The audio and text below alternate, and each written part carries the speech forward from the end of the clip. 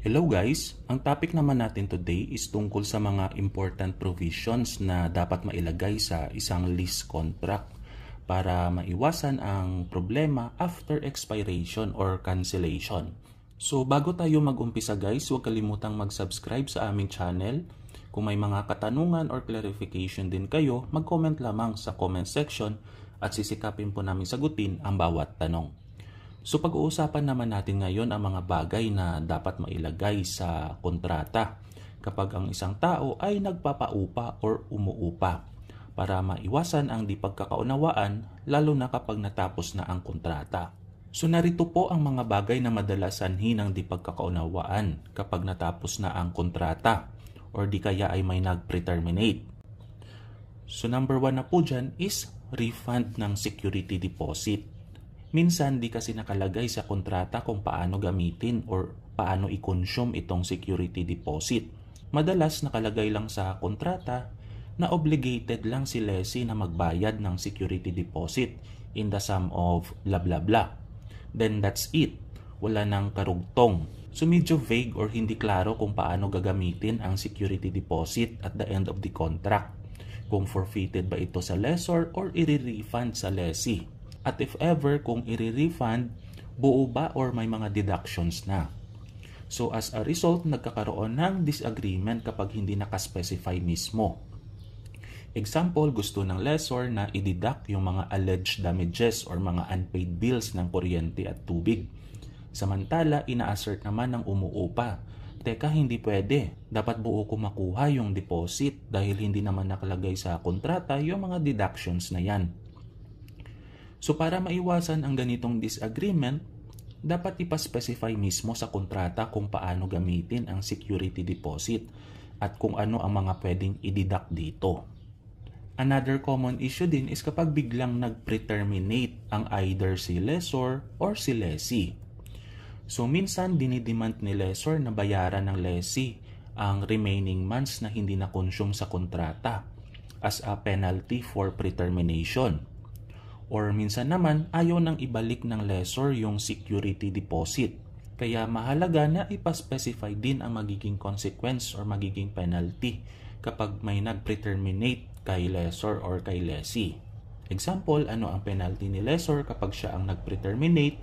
Ano naman ang penalty ni lessee kapag ito naman ang nag-initiate ng pre-termination? Isa din sa mga cause of concern is yung improvements or structures na na-introduce or napagawa ng umuupa sa property ng lessor. Kanino ba ito mapupunta after expiration of the contract? Or meron bang reimbursement na magaganap? So dapat ipaspecify din ito sa kontrata para klaro kung ano ang mangyayari sa mga naipatayong structures ni lessee. Example, sa kontrata, pwede daw magpatayo ng bahay, bodega, sari-sari store, etc. Itong si lessee. So after expiration, dapat ipaspecify kung anong mangyayari dito. Need bang gibain or no need na? Or kapag no need na, may reimbursement ba or wala? So dapat clear ito sa lessor at lessee kapag nagpagawa ng kontrata. Next is mga payments sa utilities like electric, water, telephone, cable at internet.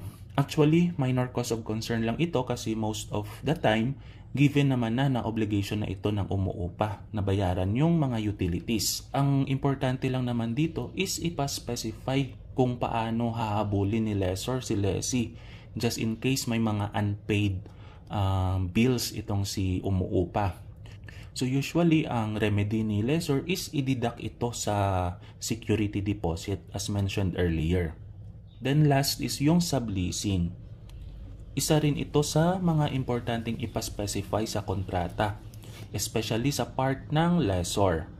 If wala po kasing nakalagay na express provision regarding sa subleasing, then allowed po yung umuupa na iparenta sa iba, yung nirerentahang property. Sabi kasi sa batas natin, specifically Article 1650 ng New Civil Code, if wala namang express prohibition na nakalagay na bawal magpa-sublease, then allowed si lessee na paupahan sa iba.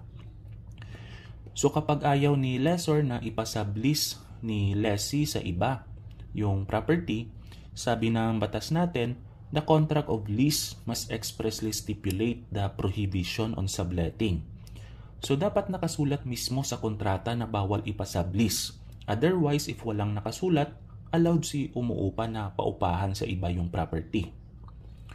So again, ito po yung mga common cause of dispute sa isang contract of lease. So ito po yung common cause of disagreement ng lessor at ng lessee. So dapat klaro si lessor at si lessee pagdating sa mga bagay na ito. Kasi kapag nagkaroon po ng dispute or nagkasuhan later on, babalik po sa kontrata. Itong kontrata po yung pagbabasihan ng korte sa pag-determine ng rights and obligations ng bawat parties. At dito po nagtatapos ang ating discussion. Sana po ay may natutunan kayo. Maraming salamat po sa pakikinig at kung maaari din po ay mag-subscribe kayo sa aming channel. Para sa mga ibang katanungan or mga clarification, mag-comment lamang sa comment section at sisikapin po namin sagutin ang bawat tanong. Hanggang sa muli!